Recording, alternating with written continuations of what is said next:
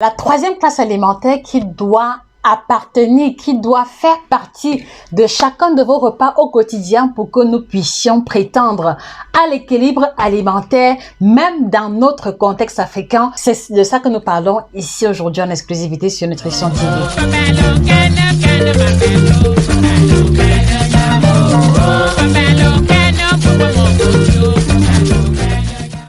Bonjour à vous, j'espère que vous allez bien. Je suis Josica, chirurgienne en nutrition, spécialiste de l'alimentation tropicale, alimentation africaine, alimentation exotique. Alors ce matin, à la suite des vidéos que nous avons entamées dans le cadre de l'équilibre alimentaire, il est question pour nous de poursuivre avec le long périple qu'est l'équilibre alimentaire.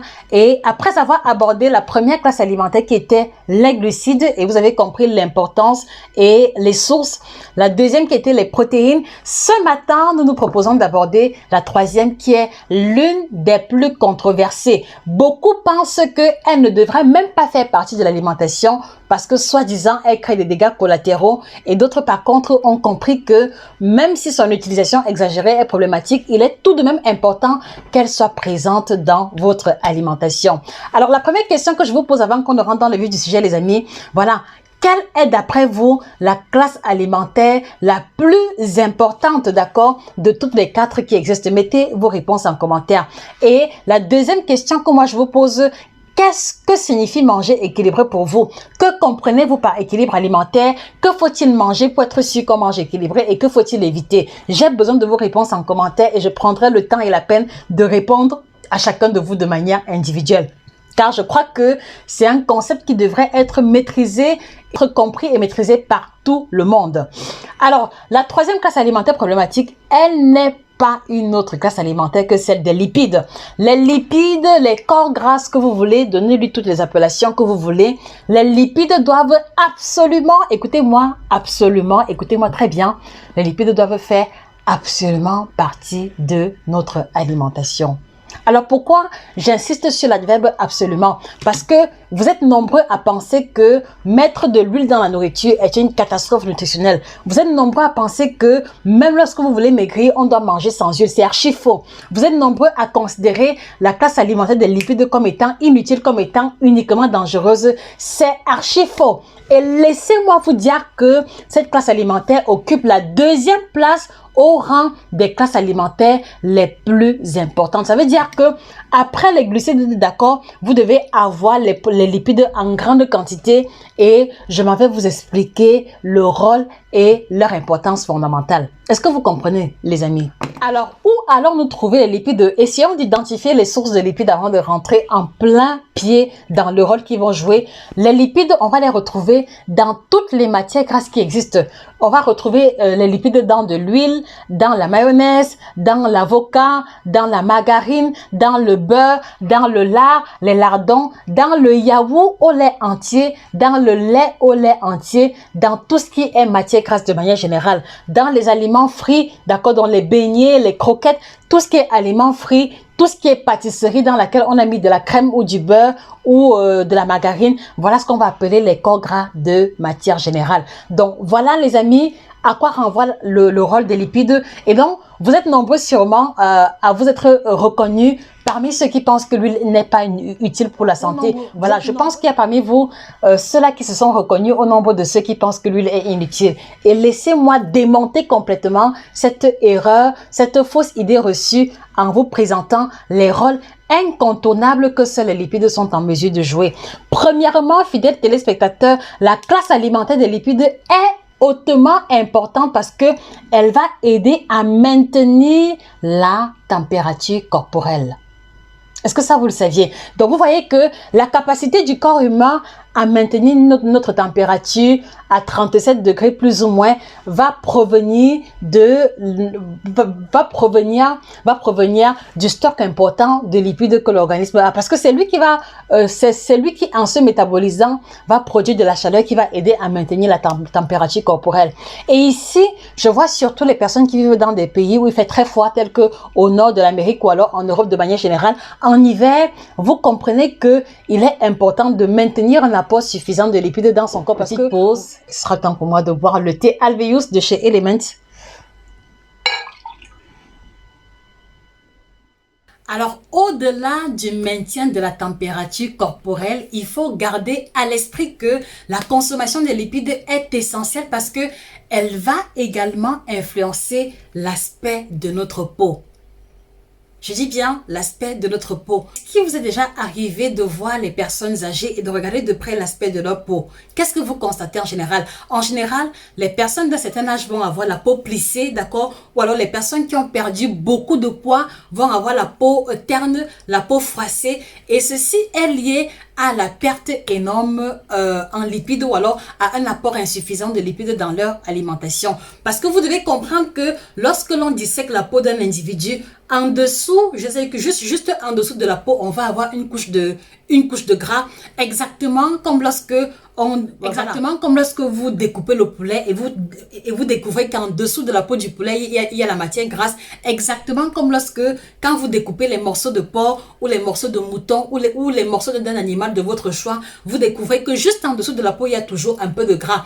C'est ce peu de gras là qui permet justement d'améliorer l'aspect et la qualité de la peau. Donc quelquefois, vous n'avez pas le teint terne parce que vous n'utilisez pas la bonne huile, non. Quelquefois, vous avez le teint terne parce que vous avez retiré complètement la matière grasse dans votre alimentation et c'est la raison pour laquelle cela s'impacte et cela est visible désormais au niveau de l'aspect de votre peau. Donc voilà aussi l'une des raisons pour lesquelles retirer complètement la matière grasse de son alimentation est une erreur monumentale pour les raisons que je venais d'énoncer, dans le maintien de la température corporelle, le maintien également de l'aspect de la peau. Et au-delà, il faut aussi souligner que dans la famille des lipides, on va avoir une classe de lipides beaucoup plus importante et beaucoup plus intéressante. Et j'ai nommé ici les acides gras polyinsaturés, d'accord, qui vont participer de façon stratégique, de façon extraordinaire à l'amélioration du système cardiovasculaire. Et quand je dis amélioration, c'est parce que on va l'appeler en général le bon gras dans la mesure où la consommation régulière de ce bon gras, la consommation régulière des acides gras polyinsaturés va débarrasser les artères du mauvais gras accumulé et ceci va être très utile chez les personnes hypertendues, chez les personnes qui ont fait un AVC ou qui se sont retrouvées à développer l'artérosclérose. Et juste pour votre gouverne, on va retrouver les acides gras polyinsaturés dans l'avocat, d'accord, dans l'huile d'olive, l'huile de colza et dans les huiles qui ont une teneur beaucoup plus élevée en acides gras polyinsaturés. On va aussi retrouver ça dans un aliment, dans les graines oléagineuses africaines telles que les graines de courge, telles que les graines de sésame, telles que le safou, telles que le fruit noir qu'on a aussi appelé Dacryoides eduli. Donc vous comprenez que il y a tout dans l'alimentation africaine et vous voyez qu'à partir des aliments de chez nous, on peut prétendre à l'équilibre alimentaire simplement en faisant un petit travail de recherche. Et c'est pour ça que nous avons mis sur pied ce nouvel ouvrage intitulé Équilibre alimentaire à l'africaine où nous vous présentons les aliments africains qui contiennent les glucides, qui contiennent les lipides, qui contiennent les différentes classes alimentaires et qui vous permettront, vous, à votre niveau, quel que soit l'endroit où vous vous trouvez, de pouvoir avoir une alimentation équilibrée sans complexe. D'accord, les amis? Donc, c'est un ouvrage de 385 pages qui revient en profondeur dans les méandres de l'équilibre alimentaire et que je vous recommande d'avoir absolument puisque vous voyez que à travers la couverture, il est question du gombo, il est question du thon, il est question de chacun des plats africains les plus célèbres que vous connaissez et c'est vraiment là-dessus qu'on a mis un accent particulier dans le contenu. Donc, vous allez aussi découvrir ici à l'intérieur comment organiser vos menus sur une journée pour que votre famille mange équilibré, comment organiser vos menus sur une semaine pour que de bout en bout, l'alimentation à la maison soit variée et que cela soit également faisable à partir d'un budget moyen. Allez-y commander votre ouvrage sur Amazon, à la FNAC et chez tous nos représentants.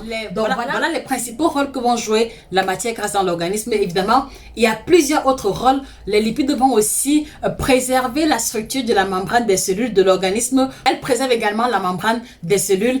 Et au-delà, il faut savoir que l'essentiel du cerveau est fait en majeure partie de matière grasse. Donc, le cerveau contient beaucoup de gras et c'est la raison pour laquelle quand vous ne mangez pas assez de gras, en tout cas le bon gras, le gras polyinsaturé, vous pouvez avoir des troubles de mémoire, de mémoire, une lenteur à la compréhension. Donc, même la consommation des matières, même la consommation des lipides influence et affecte positivement ou alors négativement si vous n'en prenez pas le fonctionnement de votre système nerveux. Ne perdez pas cela de vue. Et donc, vous voyez que de bout en bout, la classe alimentaire des lipides, longtemps diabolisée, joue des rôles essentiels que vous méritez de comprendre et de retenir aujourd'hui pour ne plus vous retrouver en train de mettre ça complètement à côté de votre alimentation.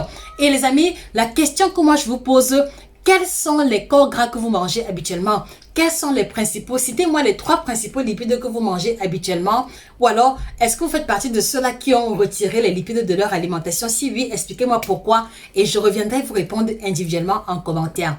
Et je vous fixe rendez-vous à travers cette vidéo qui tire à la fin à la prochaine classe alimentaire que nous allons aborder. Voilà, je me réserve le droit de dire à quoi est-ce qu'elle correspond. Donc, je vous invite à vous abonner sur la page, d'accord, pour ne pas rater la prochaine vidéo qui reviendra sur la 4e classe alimentaire, l'une des plus importantes également. Et ce serait dommage pour vous de louper cette information. Ne manquez pas aussi de partager la vidéo à des amis, à des connaissances qui ont besoin de manger équilibré à partir des plats africains. Et je suis certaine qu'elles vous remercieront éternellement. Voilà, je vous prie également de vous procurer le kit détox bio qui est la combinaison de 30 plantes bio qu'on a développé avec sa triple action, ventre plat, détox et minceur. Vous avez aussi le kit ménopause pour les femmes ménopausées, le kit libido pour les hommes qui ont des soucis de libido. Allez-y commander nos produits, nos ouvrages et nos accessoires, parmi lesquels ce thermos. Voilà, parmi lesquels ce thermos. Donc, allez-y le commander directement chez nos représentants. Et on se dit à très bientôt pour une autre vidéo aussi intéressante sur l'alimentation. C'était Josika, votre grande passionnée en alimentation. Au revoir.